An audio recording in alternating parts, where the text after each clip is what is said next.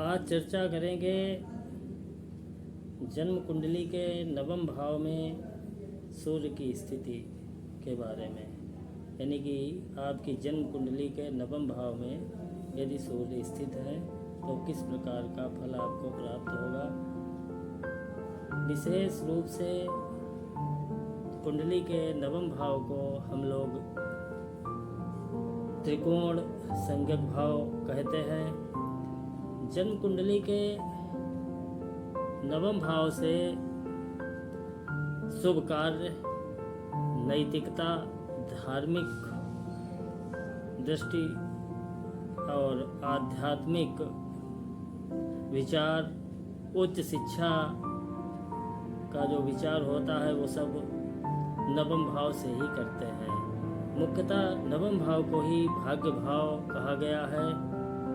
तो इस नवम भाव में किसी की भी कुंडली में सूर्य किस परिस्थिति में उच्च, नीच, मित्र, शत्रु, वर्गोत्तम, शुभ नवांश, पाप नवांश, नीच नवांश आदि में होने पर किस प्रकार का फल देता है उसके बारे में चर्चा करेंगे।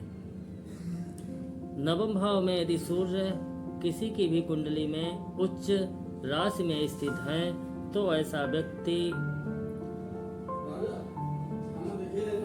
तामसी धर्म को करने वाला होता है। यदि उच्च नवांश में सूर्य ग्रह है तो ऐसा व्यक्ति पाखंडी होता है। इसके साथ ही यदि शुभ नवांश में सूर्य ग्रह है तो ऐसा व्यक्ति अल्पधर्मी होता है। यानी धर्म तो करता है लेकिन सो एंड सो, कभी धर्म के प्रति बहुत आस्था रखेगा, कभी धर्म के प्रति विद्रोही विचार रखने वाला होगा। और यदि नीच राशि में नवम भाव में सूर्य ग्रह स्थित है तो ऐसा व्यक्ति भी धर्म से एकदम हीन होगा, यानी वो धर्म को नहीं मानने वाला होगा। यदि सूर्य ग्रह पाप नवांश में है तो ऐसा व्यक्ति नीच जनों की संगति करने वाला होगा। इसके साथ ही यदि सूर्य ग्रह किसी की कुंडली में नवम भाव में नीच नवांश में है तो ऐसा व्यक्ति पराश्रित धर्म को मानने वाला होगा, यानी दूसरे के धर्म का उस पर बहुत शीघ्र प्रभाव हो जाएगा।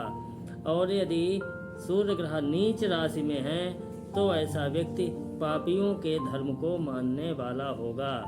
और यदि सूर्य ग्रह मित्र नवांश में है तो ऐसा व्यक्ति अल्प भोजन करने वाला होगा। यानी ये भोजन से भी संबंधित बात आ गई। हालांकि धार्मिक व्यक्ति को अल्प भोजन ही करना चाहिए, तो कोई खराब बात नहीं है।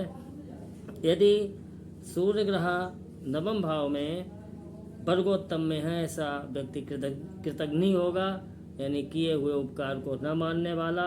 और यदि सूर्य ग्रह शत्रु राशि में नवम भाव में स्थित है तो ऐसा व्यक्ति वाग धर्मी होगा, यानी वाणी से तो बहुत धर्म की बातें करेगा लेकिन अंदर से बिल्कुल ही धर्म के प्रति उसको रुचि, श्रद्धा, आस्था, विश्वास नहीं होगा।